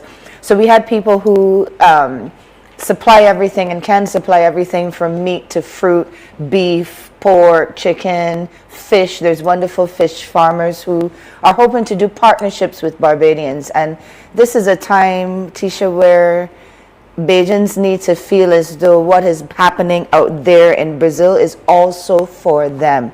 It's not just Brazil coming here with product or Brazilians coming here, but the idea is that Barbadians can start to think of themselves as persons who can co-own a farm, persons who can co-own a production business and be a part of solving what effectively is a food security challenge that we have in this country. Absolutely. I've always talked about being able to kind of connect with those people who are sharing the Barbadian story and kind of doing our bidding, so to speak, across the globe. And it's really great to have you here this morning, so you can kind of set the tone and give a little perspective on what your day-to-day is in Brazil in terms of sharing about Barbados, about Bajans, and who we are.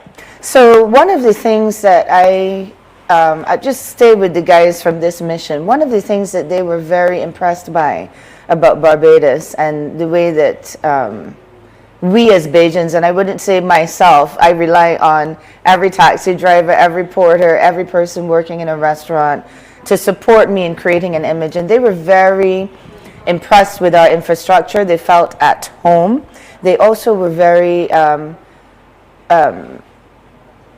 blown away, if I can say that, by the extent to which Barbadians are professional in their approach to doing business. So as I have to promote, and there's nothing that I like more than getting to say how wonderful Barbados is. But sometimes you say that and you come home and you're like, is what I remember or what I say true? And I have to say that in every circumstance, every situation, we were able to show how Barbados is interested in doing business with the Global South. Barbados is ready to do business with the Global South and ready to do what it has to do, both from a policy, legal framework. We met with the Ministry of Agriculture, we met with CARICOM, but certainly with this openness of heart and spirit, which is really what it takes to do partnerships with foreigners. But to your point about my day-to-day, the last few days were about spending time day in and day out with our guests and making sure that they got a true and accurate feeling for what we have to offer. And I want to talk about this in the sense of what we have to offer. It's not just about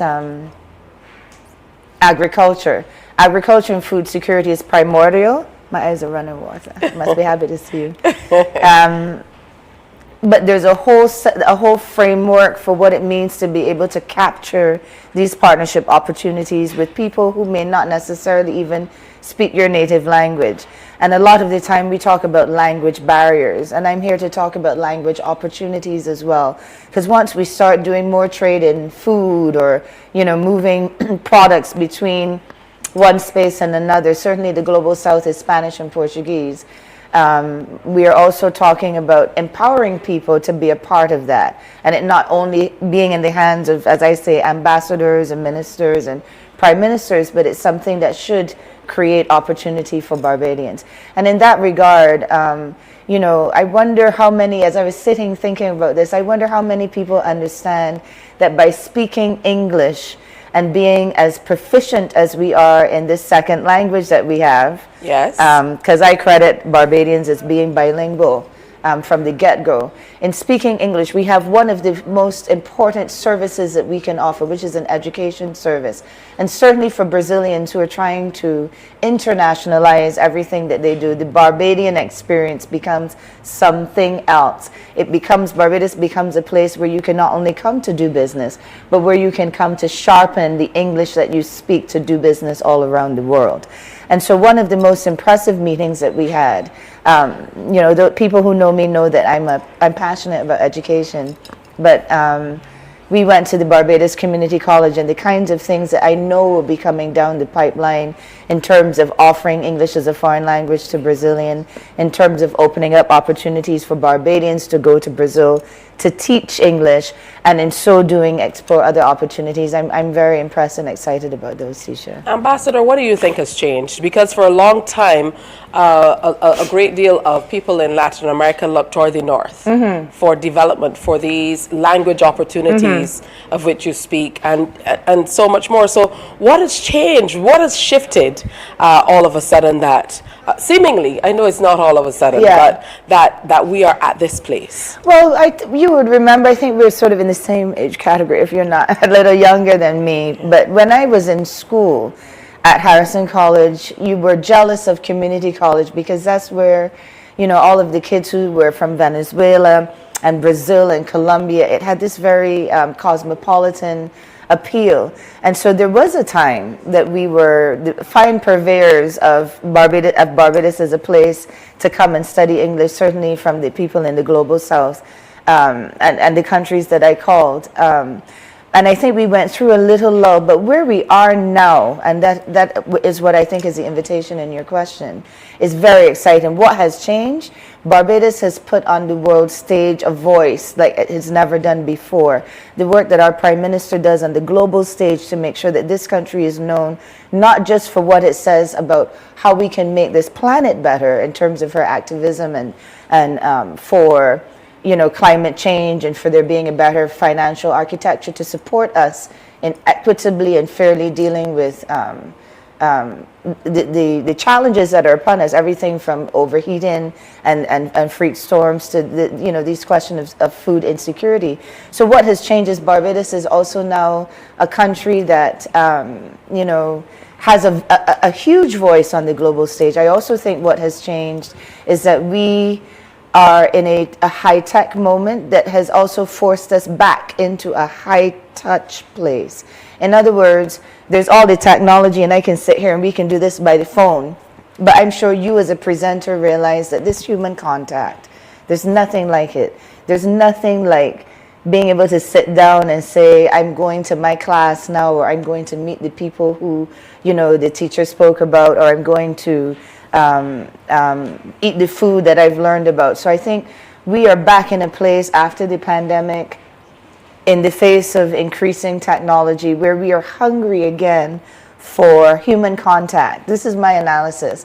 I also think Barbados, having had the courage and with the continuing courage that we have to say to the world that we're not afraid to speak to things like reparations, that we're not afraid to speak about our being a republic, that we're not afraid to chart new paths and have policies that are, global in dimension, and they're leading the world in dimension. It makes Barbados a very attractive leading space, a space where our leadership is one of the things that we can stand by, as you know, we could have stood by a Banks Beer or by a wonderful tourism experience or something, but our brand is now fully embodied in this sense of this is the place where strong women leaders come from. This is a place where strong entrepreneurs come from. Her Excellency Riri is probably one of our best ambassadors, but what she's really best at, I think, is making sure that people know this is a place that where education underpins everything. And those are some of the impressive things that in my day-to-day I get to talk about and feel proud of and use to infuse any contact between Barbados and another country. All right. You know. Absolutely. Yes. Okay, we're going to take a break here, but we're going to come back and continue this discussion with Ambassador Tonica Seeley Thompson on the, relationships that we continue to build and develop with Latin America. Stay with us. Morning, morning, morning. Good morning. Good morning to you.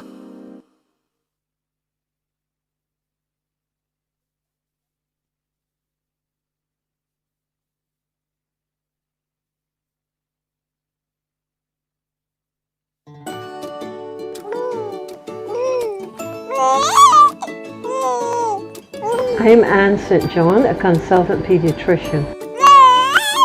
When packing healthy lunch boxes, do include a fruit, which includes a banana, apple, orange, or grapes to supply fiber. Aim for low-calorie packaged snacks without the mention of flour or sugar amongst the four ingredients on the back label. 1 in 3 children in Barbados is affected by overweight or obesity. Let us join together as parents and care providers to reduce the further development of this chronic non-communicable disease within. Morning, morning, morning. Good morning. Good morning to you. Barbados Ambassador to Brazil is here with us this morning, and we're sharing a little bit about what her day-to-day is like. I think that's important. As informal as our discussion is quite informative as well. I think there's a need to continue to educate Barbadians about what we're doing and how we're sharing about Barbados and kind of bringing Barbados along and into these other spaces. Yeah, absolutely. I mean, as we speak, Tisha, the Prime Minister of Barbados and the President of Brazil are getting ready to have bilateral meetings as they meet in Guyana. So it is fortuitous to think about, we were earlier talking about this moment, the openings, what is special about the now. And I feel as though with that level of seeing eye to eye, with the level of leadership that they represent in the global south, these connections between not just Barbados and Brazil, but all of Latin America. Indeed, there's going to be a meeting on just after the CARICOM heads of government meeting. As you know, my colleague Ambassador David Comachon does an excellent job. I follow him from Brazil. And when you're talking about certain things, of keeping Barbados up to date at that level. So President Lula is going to be at the CARICOM meeting, and I think this bodes well for the CARICOM-Brazil relationship. As I was saying to you, there are states in Brazil that are less than 2 hours away even from Barbados. Roraima is a state that borders Guyana. And one of the things I'd like to share with you is that many Barbadians might not know is that there are, I would say, revolutionary developments in place that are set to change the way we even access and think about South America. So, for example, the fact that they're building a road network that's going to connect the border of Brazil and Guyana, which is a town called Letem, directly to Georgetown, and that products can now come out of Georgetown from the rest of Brazil through that road network into the Caribbean, is the underpinning idea that made this trade mission so important. And so in the future, and in the very distant, not too distant future, I should say, we will have the opportunity to do business with Brazil in a way that benefits from the closeness of those 27 states that make up the Federal Republic. And if you think about the geography of Brazil, certainly that starts to open up, and you start to have a different idea about Bolivia, Chile, Argentina, all of the southern cone, and what can happen if you exploit this road network that brings things from that border state into Barbados. So my day-to-day is caught up a lot with making sure that the policy frameworks that need to be in place that will make doing business work and accessible to Barbadians is functioning, liaising with our ministers, liaising with our Prime Minister's office and her special envoys, making sure that, you know, not just the wonderful things that Barbados has to offer are communicated, but the things that need to be done in order for the business to work, the agreements that need to be in place, making sure that those are being dealt with in a smooth way. Brazil is also this country that has a lot, you hear people talking about technical assistance. What is that? And it usually is about knowledge sharing. And this is a very critical part of trade.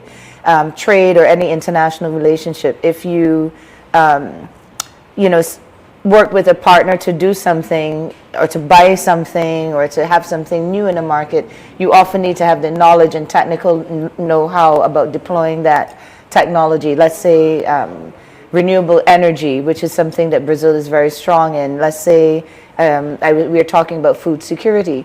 The fact that if you bring a certain type of cow into Barbados, for example, you need to make sure that the Barbadian farmers are able to feed that cow, vaccinate that cow, treat that cow with all of the requirements, and working together. My eyes are still crying. Working together with your partners is key.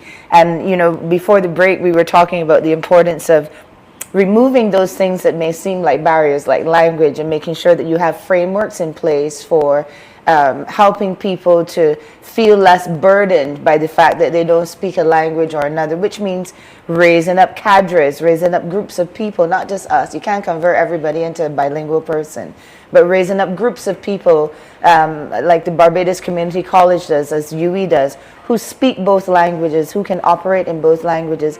And I just want to take this chance to thank the Barbados Community College for the way that they supported this inbound trade mission as we were. Oh, that's beautiful. That. So that really calls for, you know, cross-sectoral consultation, as you would have mentioned. Yeah. I want to double back to what you talked about, the roadway and the trade and being able to kind of connect the countries, which is very, very important.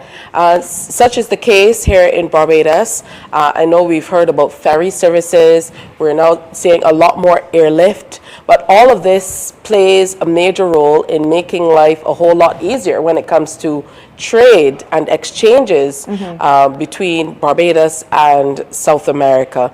So can we talk a little bit about what's happening in that particular area? So, you know, as we were planning this trade mission, I can tell you that we were in discussions with many people who have interest in reinstating the airlift and the direct air transport that used to be in place in Barbados. And I take this opportunity to salute my colleagues at the BTMI and in the Ministry of Tourism and International Transport, because I know that we are aggressively pursuing all kinds of discussions whereby we can, as we are increasing interregional trade. I was delighted to hear about LIAC coming back and the way that Inter-Caribbean is growing and Caribbean Airways and so on. But looking at the fact that a state like Roraima, whose capital is Boa Vista, and that capital being less, as I said, than 2 hours away from Barbados, these discussions that entities like the BTMI are having become even more critical. Even through the embassy, I hope, you know, in March for there to be visiting Barbados, a group of investors who want to look into this airlift, but thinking mostly about cargo and thinking about the way that the airplane is. My minister says something that has stuck with me, and I use the framework, which is that there's no tourism without trade and travel, these 3 T's, right? So you need to have the air transport in place, you need to have the trade in place, and you need to have the tourism in place. But you can think of them as one continuum. The same plane that brings people can bring cows, and it can bring other products. It can also mean it can bring people who are doing business, but who also are going to go to Oistins, who are also going to talk about Barbados when they get back to their country and so on. So we are actively and aggressively pursuing discussions with entities who want to reinstate those air services. I wish I could come here, and I hope soon I get to come and announce, oh, this and that air line is coming back to Barbados, and I'm sure this will happen in short order. But you also look around the region, teacher, and see that you would have heard that Venezuela and Caracas now has a direct flight to Barbados. And again, thinking geographically, what that means is you can come from other places in South America to Venezuela and get into Barbados. Suriname as well. Suriname we have the CEO on Morning Barbados just Friday. And these are people who, when you know, one of the things I love about this job is you can see people and you can see their titles. But once you meet some of these people, they're such nice and willing, like they are thinking about these things, they wake up with them on their mind. And I've had the benefit of speaking with a number of owners of airlines who are of this kind of passion. They want to see Barbados, they want to understand it. When I work, for example, with, and I salute the teams at Export Barbados, Invest Barbados, even the Barbados port, the airport. These are individuals that we have in this country that understand and get it, and they want to work together to ensure that these windows and doors that must remain open for this country's sake. Because talking about beef and trade is nothing if, as you say, we don't talk about the transportation and the other ancillary services that make all of that work, including languages, including being familiar with the culture, including you know, things that we might not even think about day to day that are part of that framework. Listen, they've been kind of lumping us together when it's been convenient throughout the years. Usually when we have these international reports, they've always been Latin America and the Caribbean. Yeah. And you know, that is when it has been convenient for the North and other parts of the world to do it. So to kind of grab it by the horn, so to speak, and run with it, I think is very timely, is what's needed right now, and is what is going to take us forward as we look toward the Sustainable Development Goals, and certainly you know, reaching 25 by 25, which is a goal toward agriculture and sustainability. That's right. In that regard as well. That's so, right. Good stuff. Thank you. Thank you. Good work. Great work. It's good to speak with you. It's wonderful to see you. Let's speak more. Absolutely. It's good to have you. Morning, Thompson. I know you're always watching. Good morning, Daddy. And he calls and lets me know what he likes and what he doesn't, which is the good thing about broadcasting, and what I think is missing a lot from what we do. So good to have you watching, Thompson, but with a bigger grin this morning because the ambassador is here. Oh dear. Thanks for coming in. It's a pleasure. I know you're going to be around, so we certainly will have further conversations. I hope so. I look forward to that. Thank you for having me. All right, Ambassador Tanika Seeley Thompson, Barbados Ambassador to Brazil, sharing a whole lot more with us this morning on the inroads that we are making in Latin America. Do stay with us. We are going to come back and wrap Morning Barbados in just a bit. Stay with me.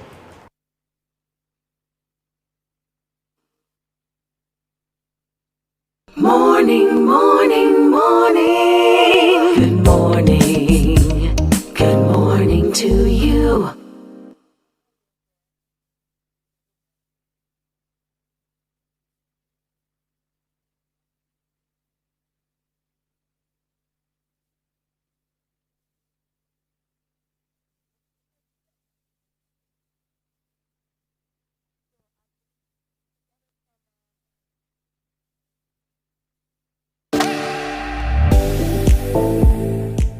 Every year, millions of children die from causes that are preventable and treatable. Scary, right? It's a songbird Nikita, mom of two young boys, Knox and Noah. And rates of immunization have been backsliding to their lowest levels in the last 3 decades, which means that children are missing out on routine vaccines that can help keep them safe from deadly diseases like measles, mumps, polio, and even tetanus. I want to encourage every mom and dad out there to give your child the opportunity to live a healthy life, one that they will not only survive, but thrive. Protect your child as I protect mine.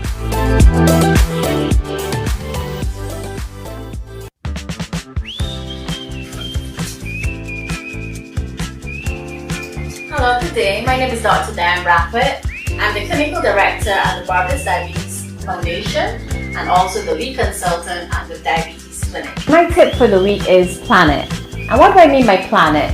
If you think about it realistically, we all live very, very busy lives. And if you take the time to plan your meals and nutrition over the coming week, you'll find that you'll actually eat healthier meals, spend less money, and they'll probably actually taste a lot better. So what exactly do I mean by plan it?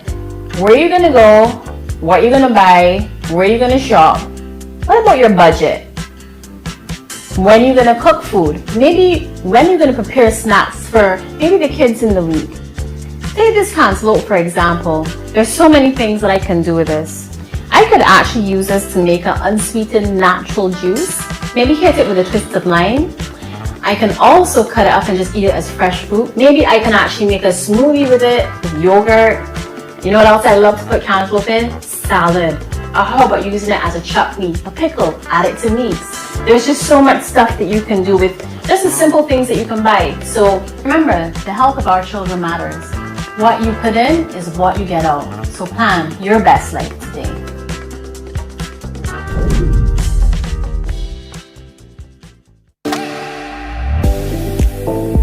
Hi everybody, my name is Stephanie Chase, an educator tasked with providing a safe environment that is conducive to learning for the children in my care. It is therefore very important for me to encourage parents and guardians to get their children vaccinated. Picture this, 30 children in a classroom sharing food, drinks, snacks, and work materials, occupying the same space. Now, if one of those children comes to school ill and educational administrators are not aware or informed, the chances of other children in the classroom becoming sick, it's highly probable. Now you may be asking, why should I get my child vaccinated? Here is the thing, vaccinations work. They safeguard your children from becoming ill or dying from diseases such as mumps, measles, rubella, polio, or tetanus. Now listen very carefully. The Ministry of Health and Wellness has provided very important information for you to make an informed decision. As someone who has been vaccinated as a child and who continues to be vaccinated as an adult, I can assure you that vaccines work. I protect you, you protect me, and together we can protect everybody. God bless. Morning, morning, morning. Good morning. Good morning to you. Good morning to you indeed. And we're here at the Standard showroom, so we definitely have to show it off. A young lady who we love to see every single day is the retail sales manager here at Standard, and that's Alexia Halliday. Today we're talking more about the competition kind of sorts. It's more of an opportunity more so than a competition. So we're encouraging the Mornin Barbados viewers to kind of get in on the action. Tell us a little bit more about it. Thank you, Tisha. Good morning, Barbados. So it's very simple, really. We are offering you the opportunity to have your space at home upgraded. So you choose which room you want to have upgraded. Just send us a photo at info@standard.bb, and Kimberly Payne, our interior design curator, who's our partner, is going to select a winner, and we're going to help you to upgrade the space. All right, so we're talking about upgrading spaces, people. That's why we're standing here next to this space. I mean, look at this. Your living room could look like this in a snap. I absolutely love everything here. And everything that's on display is available right here at Standard, so you have absolutely nothing to worry about.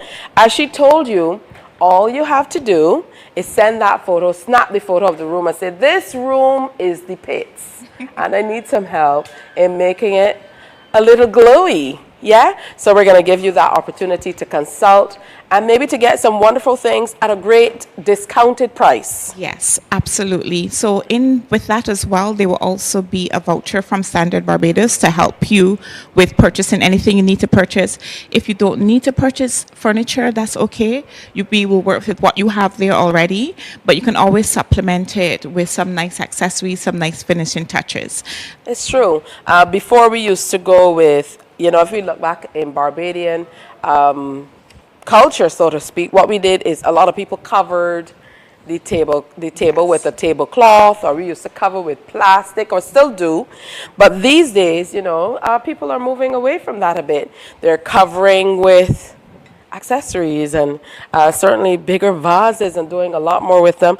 And also available here at Standard, some really great diffusers, and some of them are really beautiful as well. So at some point in time, I'm going to get a chance to share with you all the wonderful things that I love. But we want to encourage you to send those photographs. Pick a room that you always say when you walk by, I need to do something within here. I need to change up. I need a little something, a little pizzazz, you know, and Standard will make it happen for you. Now, there are a few things that we need to consider when we are changing up the rooms in our homes.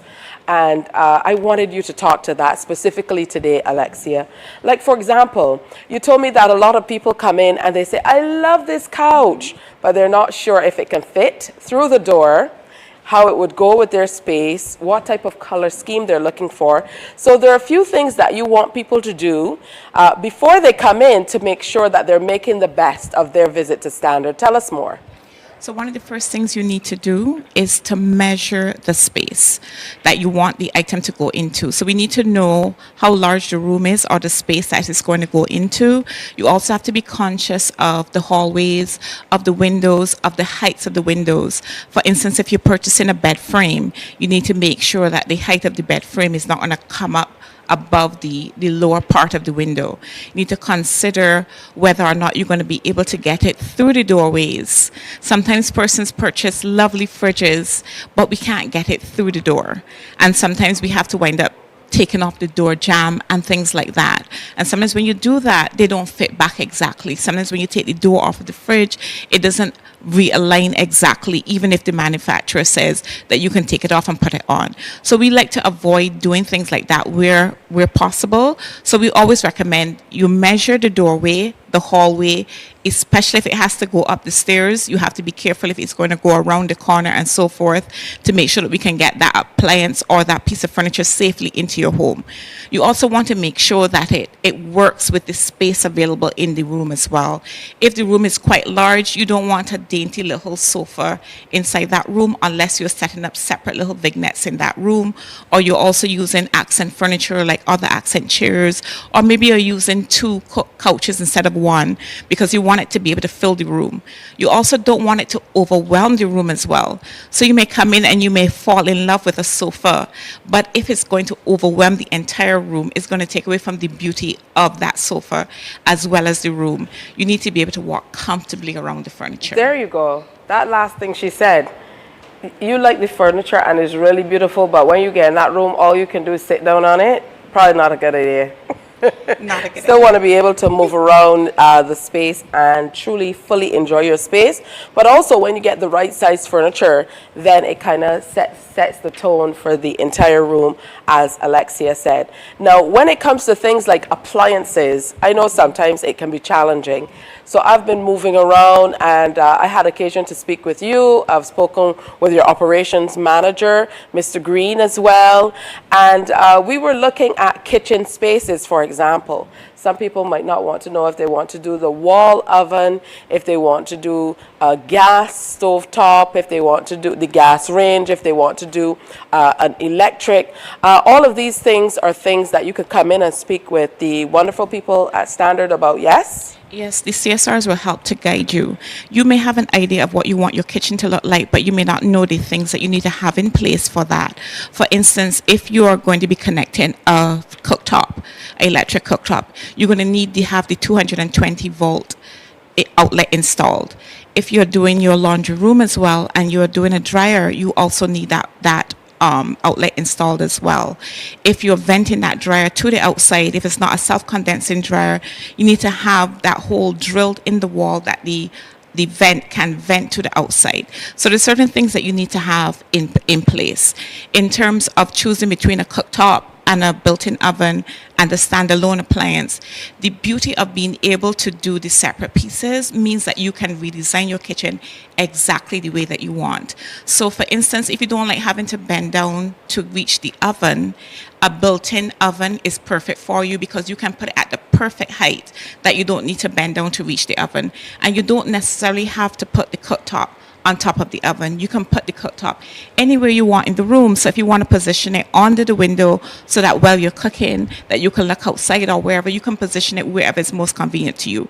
So the separate elements really make it a lot more flexible in terms of configuring your kitchen exactly the way that you want it. And we have some beautiful pieces by Drija, which is based in Panama, but with a European design. And those ones are priced really, really well. So it allows you to redo your entire kitchen without breaking the bank. And even though we love the Drija line, I got an opportunity to see them. They're very sexy. Yes, they are. Very sleek, very sexy, and you would love them. But for us, those of us who have big families and who cook and who need huge ovens, then maybe you have to look at another option. And those options are also available here at Standard. Yes, you can do a double oven, or you can do the separate built-in ovens and put both ovens. You can either place them one on top of each other, next to each other, or whatever configuration you want. So if you cook a lot, you can have separate ovens. We also have standalone units that have a full oven at the bottom and then a smaller oven at the top. So there are lots of options that you can use based on your family needs. You also spoke about the size of the family. That is going to determine what type of refrigerator you're going to purchase as well. So if you have a large family, you're going to need a larger fridge, like a 22 cubic foot or up to 28 cubic feet. If you have a smaller family, then you don't necessarily need to have that size fridge. If you cook a lot and you make food from scratch, you're going to want to be able to store those vegetables in the fridge. So you're going to want to make sure that the fridge size is a decent size. If you have small children in the home, you're going to base your decision as to which piece you're going to go with based on the maintenance. So stainless steel is beautiful, but you have to maintain it for it to last. Once you maintain it, then it's going to last a very long time. But if you are going to be really busy with the kids and you're not going to have the time to really be able to maintain a stainless steel, you may want to go with a different option. You also want to match the fridge or the stove or whatever you're replacing with the other appliances in the house to make sure that they match. So they don't necessarily have to be all stainless steel. You could do stainless steel and black. You can do white and stainless steel. And you have some so great forth. small appliances as well that if you want to add pops of color, that's always an option. What I love about here at Standard, and I've been to other spots, I'm not just saying this, I'm sure you know too, and you know, you go into a furniture store and you know, there's signs on the furniture, do not sit on the furniture. Now how am I supposed to buy a piece if I don't feel it, if I don't know, you know, how it feels when I sit on it? And that's one thing that I've recognized that these guys encourage. People come in and they say, sit on the piece, you know, lie on the bed, you know, pick it up, feel the weight, see how it feels to you and stuff like that. So I want to thank you, Alexia, for sharing with us, and she's one of the people who's here bright and early with us every single day. So wonderful to have you talking about all the pieces. Every time I look around here, I see something else that I like. I've made it a point that this week I'm going to leave my credit cards outside. That's okay, you can pay online. You don't need to bring it with you. Did you just tell me it's okay to pay online? Listen, we're going to take a break and come back. Stay with us. Morning, morning, morning. Good morning. Good morning to you.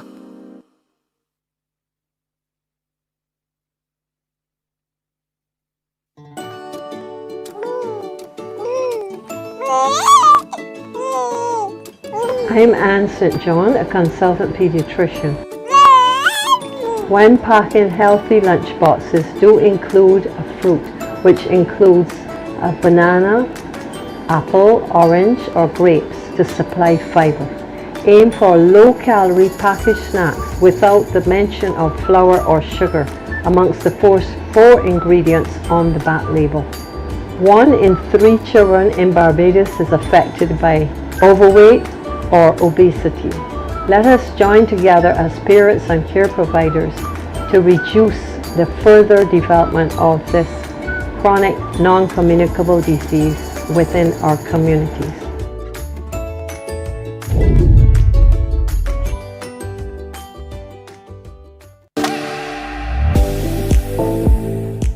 Every year, millions of children die from causes that are preventable and treatable.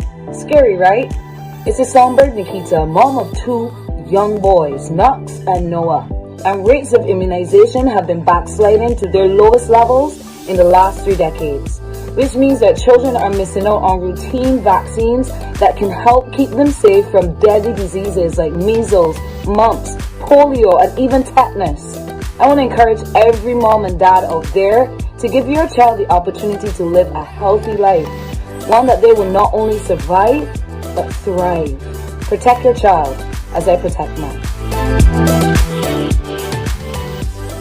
Morning, morning, morning. Good morning. Good morning to you. So that's it really from us for today from Standard. We had a great Monday. I think it really set the tone for what you can do for the week and where you can go. We really had a good time telling you about what's coming up and what's happening not only here in Barbados but across the globe. Now, Alexia, thanks for all of the tips. I think the only thing that we kind of missed out was reminding people about warranties, because that is very, very important. And of course, the return policy, because when you go and buy a fridge and it can't get through the door, what do? Yes, sometimes there's a restocking fee involved. There are various policies. Persons assume that you can just return the item. You need to check that before you go. You need to be sure what the warranty period is as well for that particular item. All right, good stuff. Don't forget, snap a picture of that room that you want to zhuzh up and send it to us. Is info@standard.bb. Send the picture to info@standard.bb, and they're going to get in there and look at the photographs and help you make that room become all that it could be. Yeah? So again, thank you for viewing today. Remember to wear your smiles, do something nice for somebody, and remember to come on back tomorrow, Tuesday. We have a whole lot planned for you as you join us and say, Morning Barbados. Have a good one.